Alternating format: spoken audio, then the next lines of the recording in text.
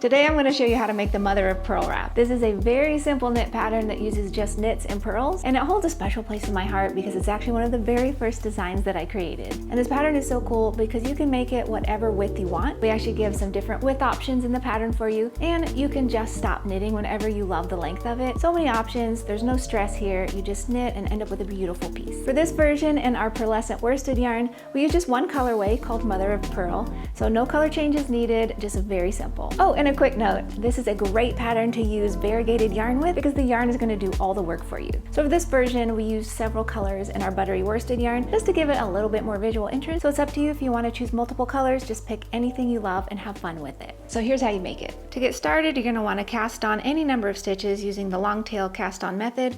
For the shawl version, you'll cast on 85. I'm just going to cast on 20. For rows 1 through 9, you're just going to knit every stitch every row.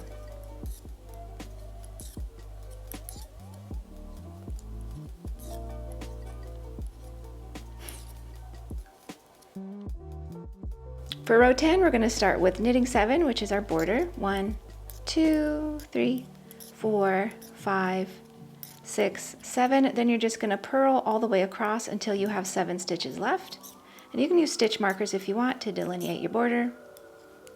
When you get down to 1, 2, 3, 4, 5, 6, 7 stitches, you're just going to knit those. And 7. For row 11, super simple, you're just going to knit all the stitches.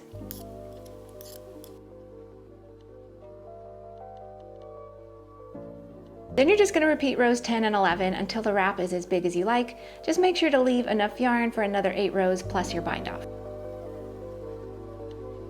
So you can see for the border we're actually working garter stitch, and for the center of our shawl this is stockinette stitch. So to complete it you're just going to knit 8 rows and then bind off. And there you go, super easy, and I hope you have so much fun making your version. Bye!